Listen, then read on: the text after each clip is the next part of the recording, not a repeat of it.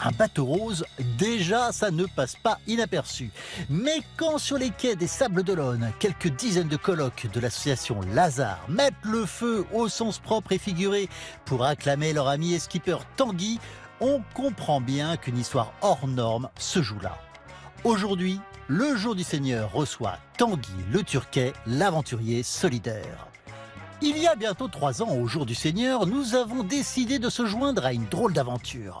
Un jeune navigateur voulait enfin réaliser son rêve, participer au Vendée Globe, le tour du monde en solitaire et sans escale, mais en portant les couleurs d'une cause, celle de l'association Lazare, des colocations solidaires pour aider les personnes de la rue. Très vite, nous avons été témoins qu'il ne s'agissait pas seulement d'une histoire de sponsoring sportif, mais d'un compagnonnage profond entre Tanguy et les colocs, pour qui les mots galère, solitude, courage pouvaient nourrir un dialogue de cœur à cœur. Mais l'heure de vérité, ou plus exactement les 84 jours, 23 heures, 35 minutes et 29 secondes de vérité, c'est cette course folle qu'il termine à la 17e place. Les couleurs de Lazare ont claqué et brillé aux yeux de tous, les colocs ont exprimé leur soutien et leur fierté, et Tanguy, eh bien, c'est à lui de nous raconter, et c'est notre dossier du jour.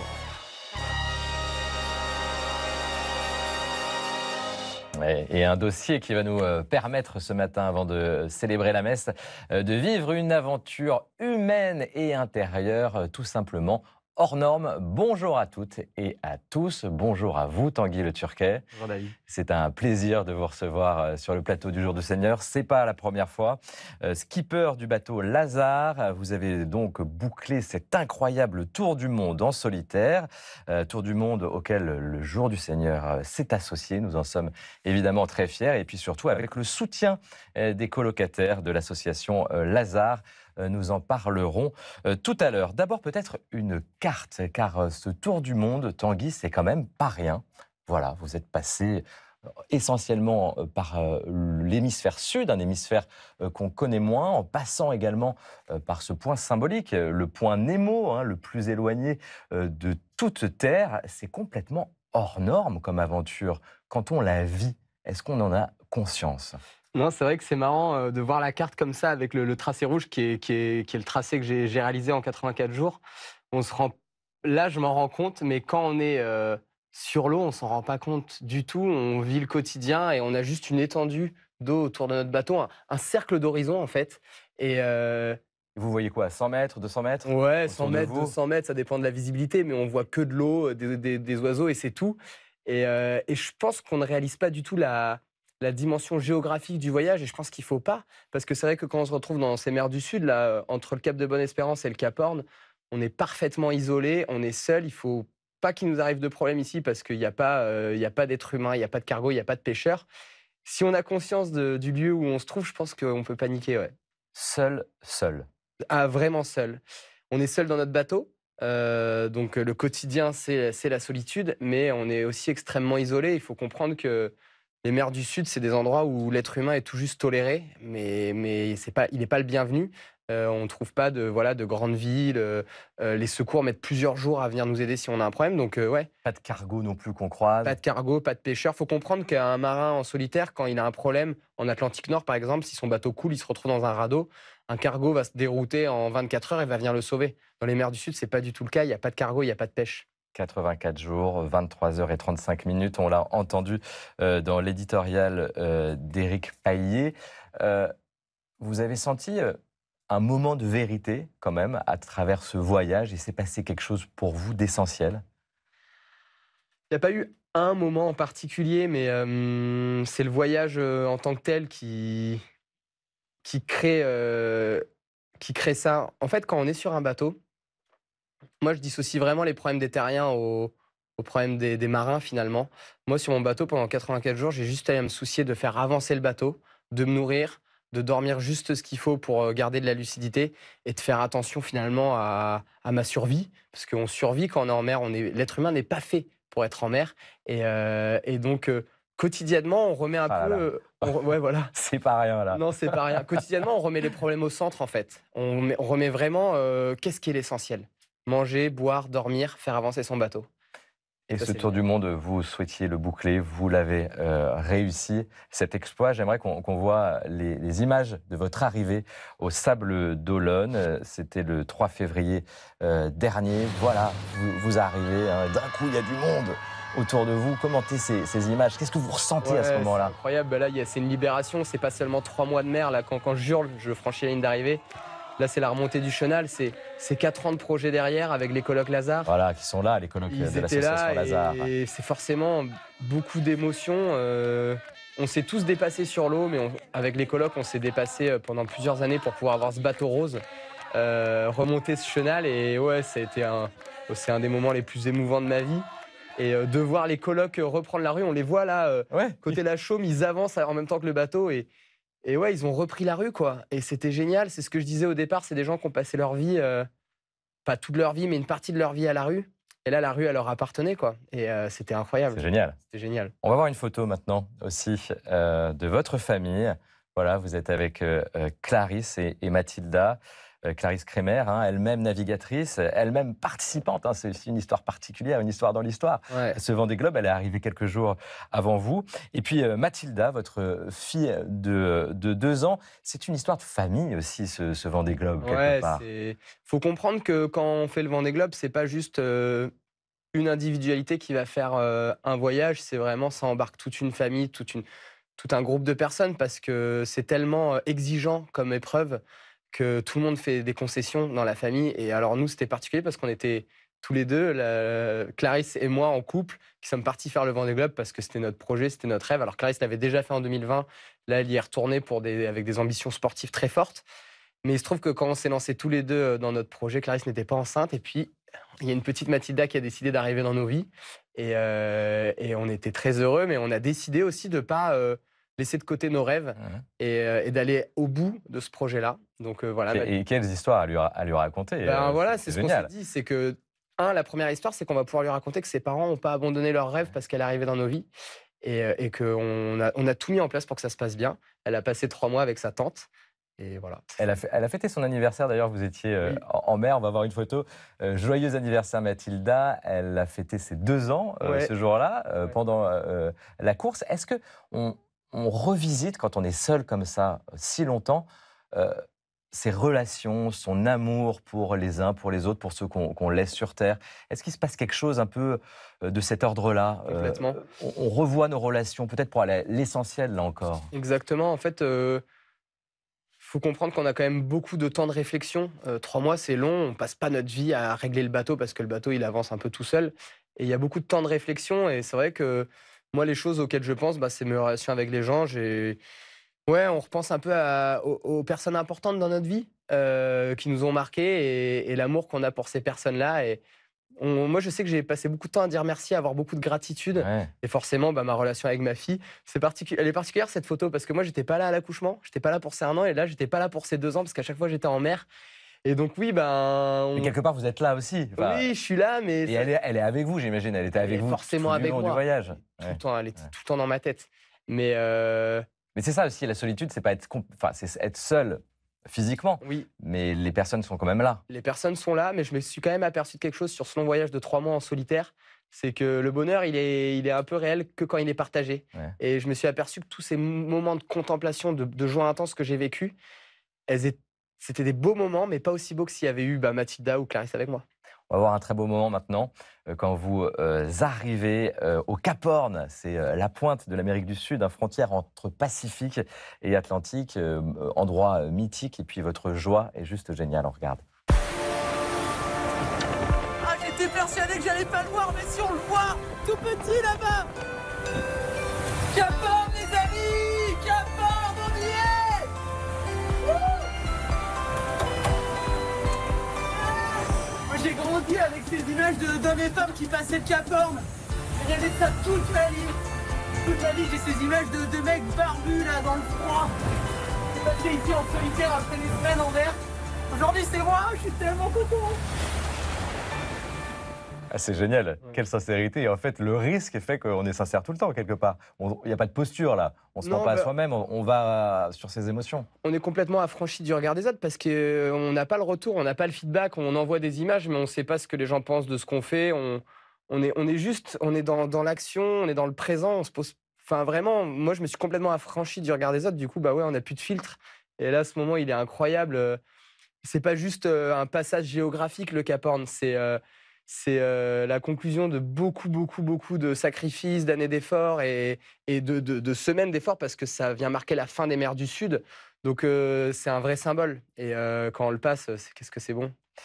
Il y a aussi eu des coups durs, hein, puisque vous avez eu peur pendant ce voyage en solitaire. Ouais. On a peur tout le temps? Ouais, la peur est Un peu. omniprésente. C'est un sport mécanique. On maîtrise pas tout.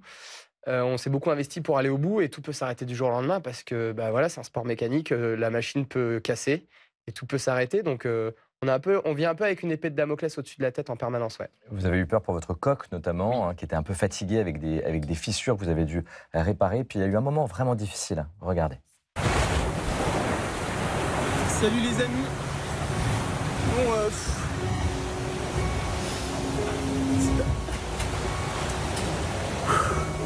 j'ai vraiment mis le pied sur le frein toute la nuit. J'étais à 60-70% de la polaire pour préserver le bateau et justement que ça casse pas et finir la course.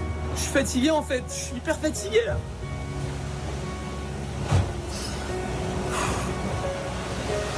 Ça va aller.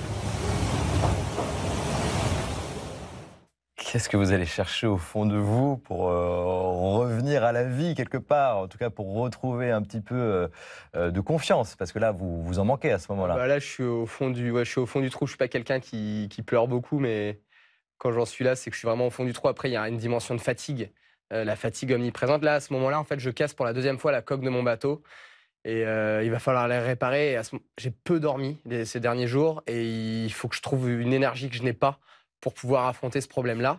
Et j'ai l'impression qu'il n'y a pas de solution et que je ne vais pas y arriver. Et en même temps, j'ai un concurrent juste à côté que je ne veux pas lâcher. Bref, tout se mélange et je craque, ouais, je craque. Et la première chose que je fais après cette vidéo, c'est que je vais dormir en fait.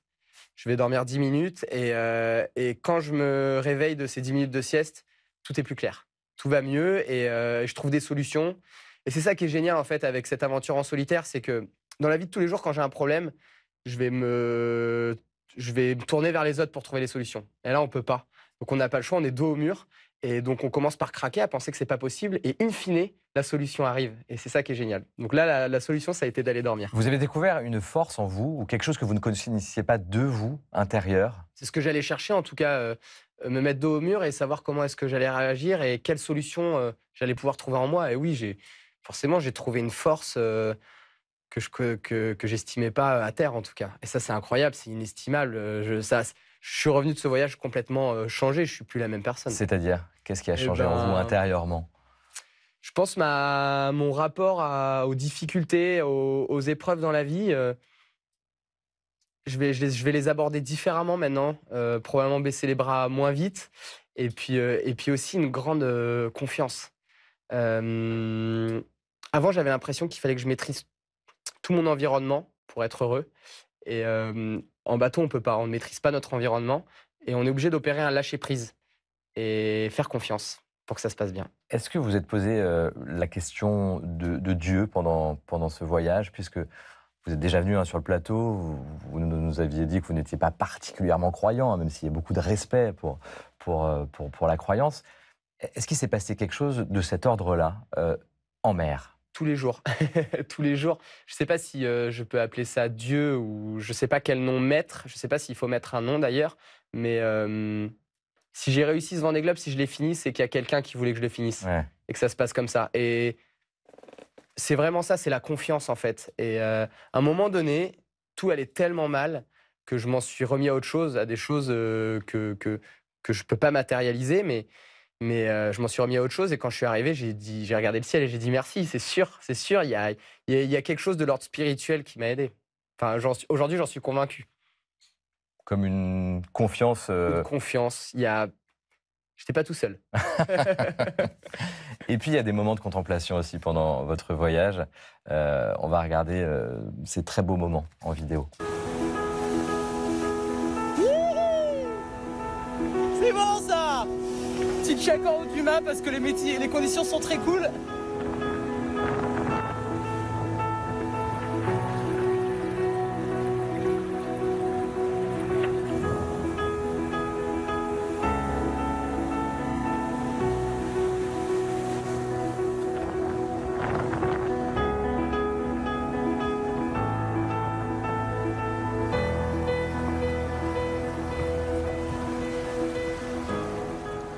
Waouh!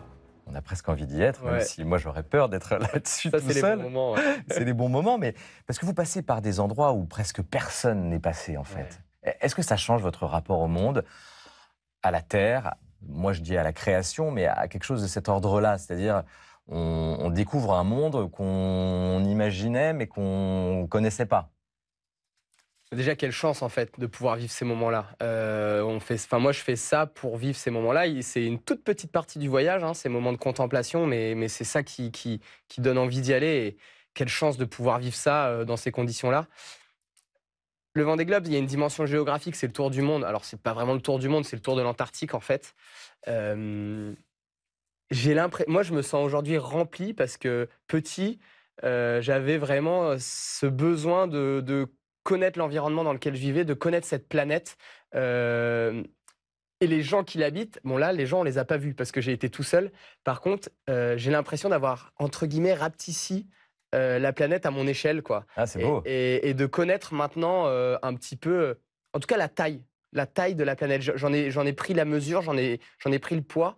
Et ça, c'est génial. Toute ma vie, je pourrais dire, bah ouais, j'ai fait le tour du monde, je sais à quoi ça ressemble là-bas. Alors, il reste plein de choses à voir, mais j'ai fait ça. Mais il y a presque un lien qui a été créé avec la planète. Bah, il y a quelque chose, ouais. Quelque chose de Je cet fais ordre-là. partie de ces gens-là qui ont pu aller faire le tour du monde en solitaire et quel privilège. Enfin, j'ai énormément de gratitude pour toutes les personnes qui m'ont aidé à faire ça et pour. Ouais, non, il y a quelque chose, ouais. Je vous propose maintenant, Tanguy, d'aller à la rencontre des colocataires dont on parle depuis le début de cette émission, de l'association Lazare, qui évidemment vous ont soutenu au quotidien avant votre départ et puis pendant la course. Voilà comment eux ont vécu votre traversée magique.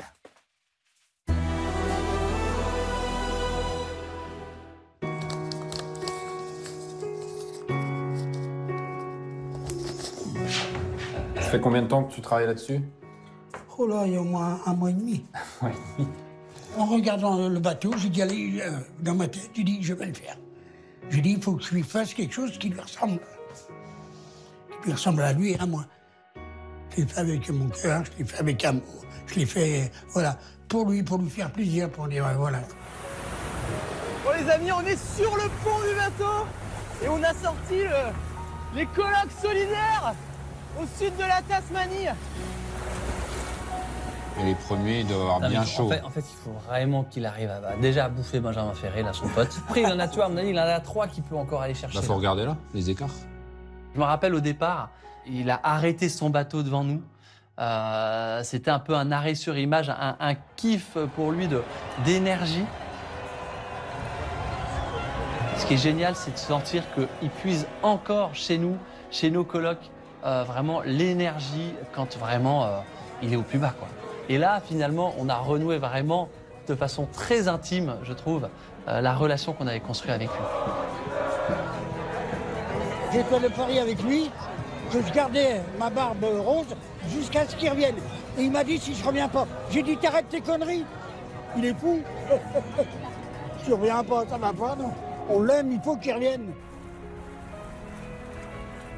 Ouais, salut Gracien, salut tout le monde, merci beaucoup pour tous ces petits messages d'encouragement. Continuez de prier pour moi les amis, je vous embrasse bien fort. Et puis on va arriver au Cap Horn déjà et ça c'est super cool. Allez, bisous à tous.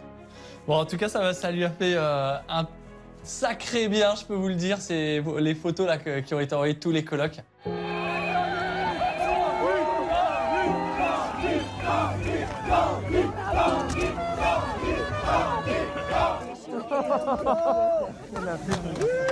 Il y a une fusion entre Tanguy, le skipper, et Lazare, qui est vraiment unique. Une dimension humaine dans le monde du sport, je dirais. Et en tout cas de la course au large, qui est, pour moi, c'est du jamais vu.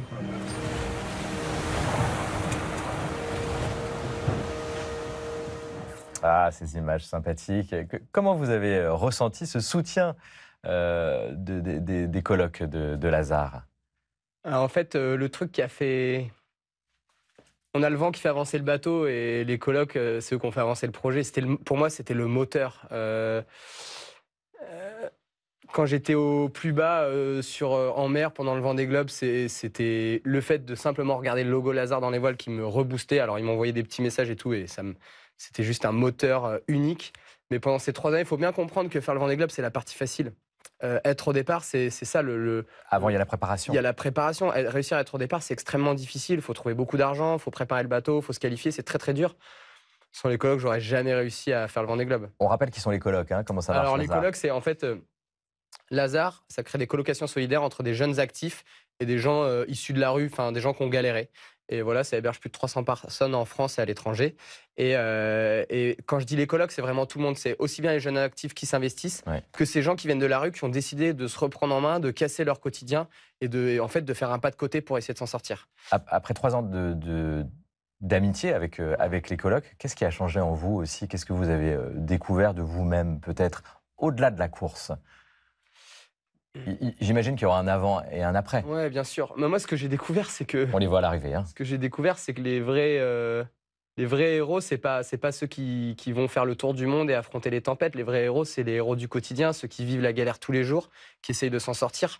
Enfin, il n'y a pas d'échelle dans la douleur. C'est pas parce que moi, je suis au milieu de l'océan et que je casse mon bateau que j'ai plus mal qu'un gars qui juste a eu des problèmes, qui s'est retrouvé dans la rue et qui essaie de s'en sortir. Et moi, ce que ces colocs m'ont apporté, c'est vraiment cette lucidité sur ces héros du quotidien. Ces gens qui essayent tout simplement, qui sont pas dans la lumière, que personne n'applaudit quand ils arrivent d'un tour du monde, mais tous les jours, ils se dépassent, quoi. Et je trouve que pour moi, c'est eux les vrais héros de l'histoire, quoi. Vraiment. Paraît-il qu'ils avaient aménagé un peu votre bateau aussi, puisqu'ils ont la foi, hein, enfin beaucoup ont la foi, et que ça ressemble à une petite chapelle, non? Il y avait des petites vierges de Rocamadour un peu partout dans le bateau, des petites médailles, des petites images. Ça ressemblait C'était un soutien au quotidien. Ouais, c'était génial. Je les avais placés à des petits endroits. À la fin, c'était très important pour moi. Mon équipe, quand ils ont récupéré le bateau, il y avait des petites statues partout. Ils disaient, mais qu'est-ce que c'est que ça? J'étais, ouais, non, mais c'était mon truc. Ça ressemblait à une boutique de Lourdes, mon bateau à la fin. J'aimerais qu'on revienne au début de votre aventure, hein, pour le départ, en tout cas. Des images du départ qui sont très impressionnantes. Du Vendée Globe, voilà. Donc c'était à l'automne dernier. Vous partez et c'est dingue de voir tout ce monde sur les quais, évidemment les colocs de Lazare, 400 000 personnes quand même au Sable d'Olonne. Et c'est vrai qu'on a suivi vos aventures, vous et aux autres skippers du Vendée Globe. Qu'est-ce que cet engouement dit de cette course, en tout cas? Parce que c'est un moment populaire aussi. Ah bah c'est le cœur du Vendée Globe, c'est extrêmement populaire. C'est une épreuve sportive qui rassemble beaucoup de monde en France. Je crois que la clé de la réussite, en tout cas en termes de gens qui viennent au départ et à l'arrivée, c'est que ça fait appel à l'imaginaire des gens. On part en mer. Alors maintenant, on arrive à envoyer des images et tout, donc les gens se rendent un peu plus compte, mais quand même, ce qu'on vit, c'est très compliqué à retranscrire et ça fait appel à l'imaginaire des gens. Les gens se projettent, ont leur propre imaginaire qui prend de la place. Je pense que c'est assez addictif d'imaginer ces gens. Et en plus, on s'identifie à eux, mais on ne se sent pas du tout capable de faire ce qu'ils font. Donc, ça embarque tout le monde. Je pense même, j'ai des gens qui sont dans la Creuse, qui n'ont jamais vu la mer de leur vie, qui m'ont dit, on a suivi tous les jours le Vendée Globe. Ouais, vous êtes des aventuriers d'un monde où on ne domine pas tout. Exactement. Et je pense c'est ça qui parle. C'est ça qui parle. Et on va se mettre dans des situations où l'être humain ne devrait pas aller normalement. Et c'est ça qui parle. Je pense que, sans prétention, je pense que ça fait rêver comme un astronaute qui va dans l'espace. Ouais. On va dans des endroits où l'être humain n'est pas le bienvenu. Il y aura un avant et un après, j'imagine, après avoir vécu cette aventure complètement hors norme. Vos projets, c'est quoi maintenant, Tanguy? Sans rentrer dans le détail, moi, ce que m'a apporté ce Vendée Globe, c'est ce que je disais au début, c'est que notre existence n'est importante que si elle est partagée, si elle est vécue avec les autres. Et je peux en témoigner aujourd'hui parce que j'ai vécu 3 mois seul et j'étais très bien seul, mais j'ai compris à quel point l'autre était important. Et j'ai envie de me tourner plus vers l'autre, essayer de continuer de faire du bateau parce que c'est ce que je sais faire finalement, mais le faire avec... aider d'autres personnes à réaliser leurs rêves peut-être. Et Tanguy, on suivra au jour du Seigneur vos prochaines aventures. Merci, vous restez avec nous. L'émission se poursuit avec la culture et avec Constance de Bonaventure que vous connaissez. Bonjour Constance. Bonjour David, bonjour Tanguy, Et on bonjour va à tous. continuer à parler d'aventure et d'expédition, puisque vous nous proposez un livre sorti récemment qui nous emmène à la découverte de la mer d'Aral. C'est un endroit tout à fait improbable. Oui, complètement, assez méconnu. Alors le livre s'appelle Les routes de la soif et c'est vraiment du pur récit de voyage en Asie centrale, donc plus précisément aux sources de la mer d'Aral. La mer d'Aral, je vous rappelle, c'est un vaste lac d'eau salée qui a été aujourd'hui asséché à 90%, si bien qu'une partie est aujourd'hui surnommée le désert d'Aral. Alors que s'est-il passé? Comment en sommes-nous arrivés à ce drame que l'auteur surnomme le Tchernobyl de l'Asie centrale? Eh bien, pour répondre à cette question, Cédric Gras, l'auteur, qui est géographe, qui a été aussi directeur de l'Alliance française à Vladivostok en Russie, eh bien, il a parcouru avec son équipe plus de 2500 kilomètres le long du fleuve de l'Amou-Daria, le fleuve mythique, qui est l'un des principaux affluents de cette mer d'Aral. Et voici ce qu'il écrit: nous remontons la piste de l'eau, la filière de la soif, l'origine de la vie. Alors ce voyage va l'amener en Ouzbékistan, au Tadjikistan, au Turkménistan. Et Cédric Gras il raconte ce fleuve détourné, ce fleuve surexploité, les barrages gigantesques, les canaux créés par les soviétiques. Et puis il raconte aussi les gens qui vivent là. Il rencontre les pêcheurs braconniers, il rencontre des ramasseuses de coton et puis tout simplement les habitants. Et son récit fourmille de détails à tel point qu'on se sent vraiment projeté dans ces champs de coton en Ouzbékistan ou dans ces grandes plaines désertiques du Turkménistan. Et puis on comprend qu'une guerre de l'eau plane sur l'Asie centrale. C'est vraiment du très très beau récit de voyage, c'est de la pure géographie littéraire. Cédric Gras a vraiment une plume magnifique et je pèse mes mots. Les routes de la soif, c'est publié aux éditions Stock. On poursuit maintenant avec une exposition à Paris, à la BNF, Constance. Oui, l'exposition Apocalypse, hier et demain. C'est vraiment une exposition extrêmement riche, extrêmement dense. Plus de 300 œuvres du Moyen-Âge à nos jours sont présentées et ça s'articule autour de l'Apocalypse, le texte de Saint Jean. Et c'est vraiment assez fou de voir à quel point ce texte a inspiré et inspire encore aujourd'hui de nombreux artistes. Alors il y a de la peinture, des retables, des vitraux, de la bande dessinée, de la littérature, du cinéma. Regardez cette bande-annonce.